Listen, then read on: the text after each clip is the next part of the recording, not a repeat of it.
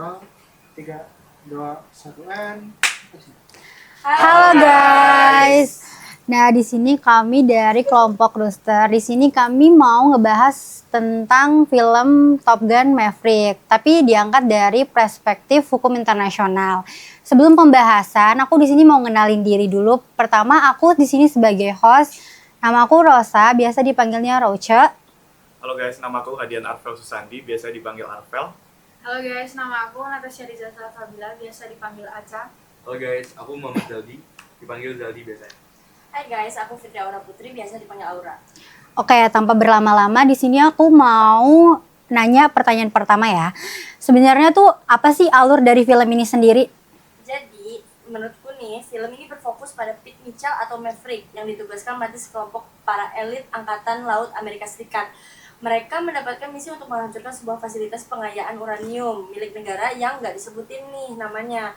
Fasilitas tersebut dianggap dapat digunakan untuk mengembangkan senjata nuklir. Masalahnya, fasilitas itu berada di wilayah yang dilindungi oleh sistem pertahanan udara yang canggih.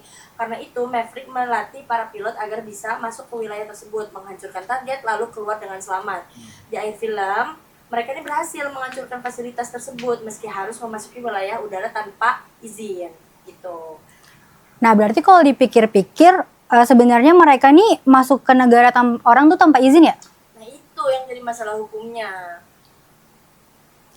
Nah, terus untuk pertanyaan kedua, aku pengen nanya nih, di film ini tuh hukum internasional apa sih yang diangkat? Menurut aku sih ada 3 isu besar ya. Yang pertama adalah kedaulatan udara. Nah, setiap negara kan memiliki hak penuh atas wilayah udaranya.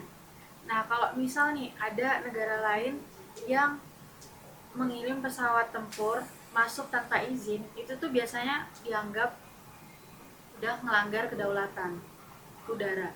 Padahal dalam hukum internasional itu setiap negara memiliki kedaulatan penuh atas wilayah udaranya masing-masing. Artinya negara lain itu tuh nggak boleh seenaknya aja nyelonong nerbangin pesawat militer di negara wilayah yang nggak disetujui oleh negara tersebut.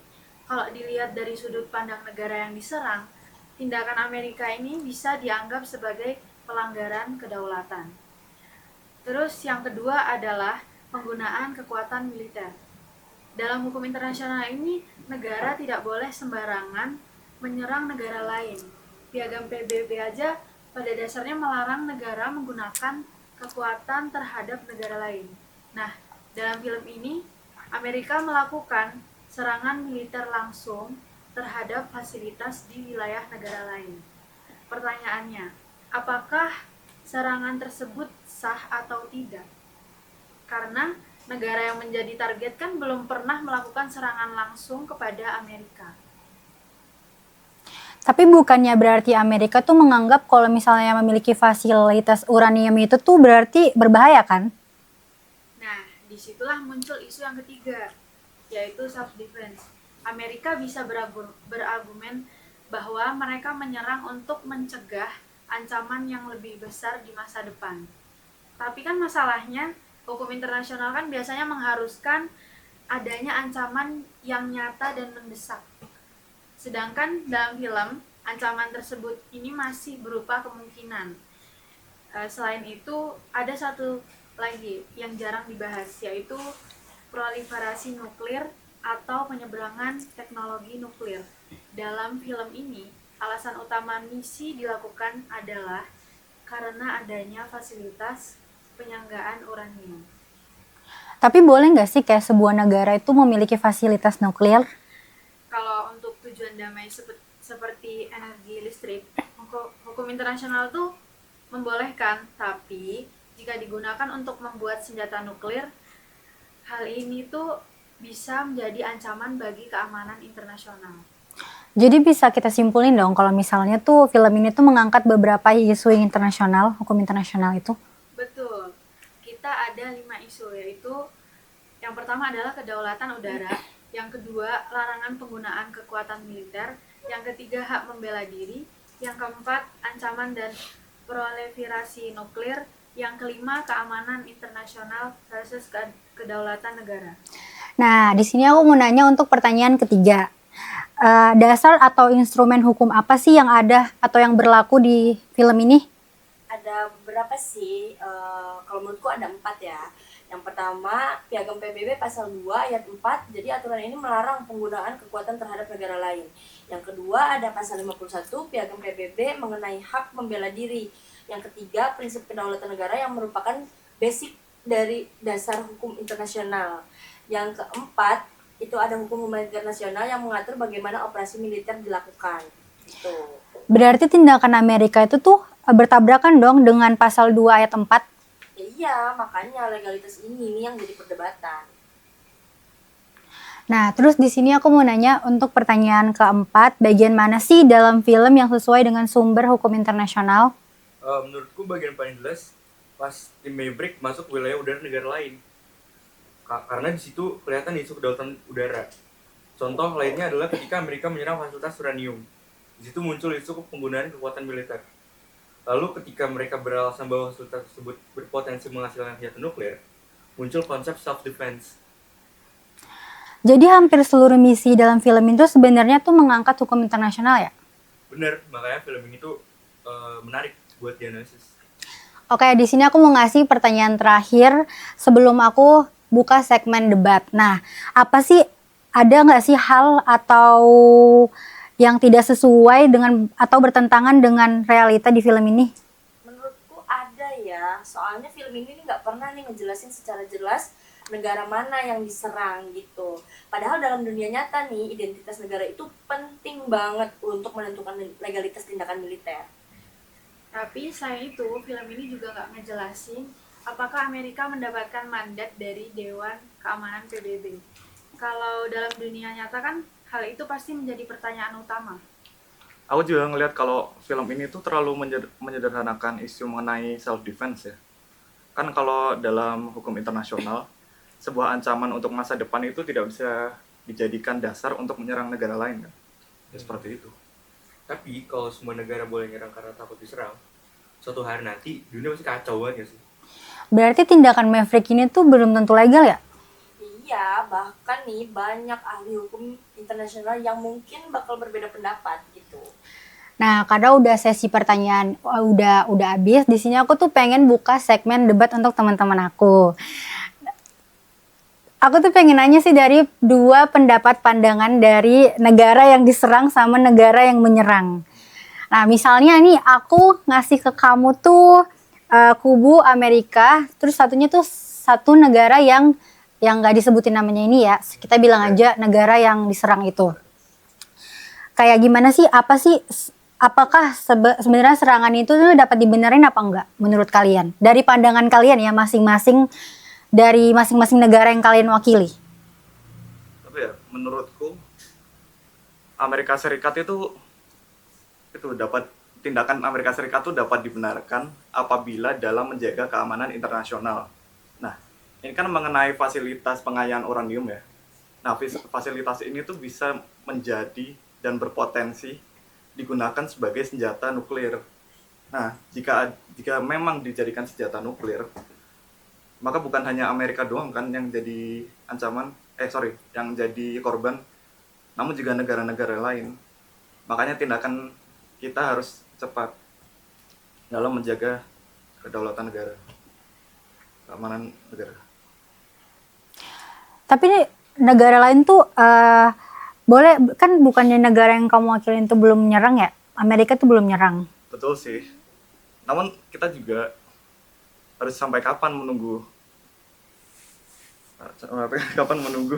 agar nuklir ini benar-benar dijatuhkan. Kalau ancamannya udah terlihat jelas, negara kan memiliki hak untuk menjaga keamanan nasionalnya kan. Nah, dalam kondisi ini, tindakan cepat justru dapat mencegah perang yang lebih besar. Jadi menurut kalian Amerika tuh ngelanggar nggak sih hukum internasional? Menurut aku sih iya ya. Karena alasannya mungkin berbahaya di masa depan dibenarkan, maka setiap negara dapat menyerang negara lain sesuka hati dengan alasan sama. Hal tersebut justru mengancam perdamaian dunia. Tapi ya, gimana kalau fasilitas tersebut emang digunakan untuk mengembangkan senjata nuklir? Bukankah dunia pernah melihat betapa bahayanya senjata pemusnah massal? Mau menunggu ancaman menjadi kenyataan itu bisa terlambat. Gimana ya? Kalau memang ada kecurigaan, seharusnya ditempuh jalur diplomasi terlebih dahulu. Amerika bisa membawa masalah tersebut ke Dewan Keamanan PBB melalui inspeksi internasional dan akan diberikan sanksi. Menggunakan kekuatan militer harus menjadi pilihan terakhir, bukan pilihan pertama, menurut saya sih. Menurut aku kedua pihak yang mempunyai argumen ini sangat kuat. Nah, karena di sisi lain Amerika ingin mencegah ancaman yang mungkin sangat berbahaya. Namun di sisi lain hukum internasional itu kan dibangun untuk mencegah negara menggunakan kekuatan secara sepihak. Karena itu muncul pertanyaan besar. Apakah keamanan internasional lebih penting daripada kedaulatan sebuah negara? Nah, di sini aku pengen nanya sih sama kalian berdua, dari pandangan kalian berdua, sebenarnya yang lebih penting tuh keamanan internasional atau kedaulatan sebuah negara sih dari kalian berdua? Kalau menurut aku pribadi sih ya, keamanan internasional jelas lebih penting. Kalau ada negara yang sedang mengembangkan sesuatu yang berpotensi mengancam dunia, misalnya senjata nuklir deh, yang kayak di film gitu, masyarakat internasional tidak bisa hanya diam dengan alasan menghormati kedaulatan negara kan. Tujuan utama hukum internasional adalah untuk menjaga perdamaian dan kedamaian dunia.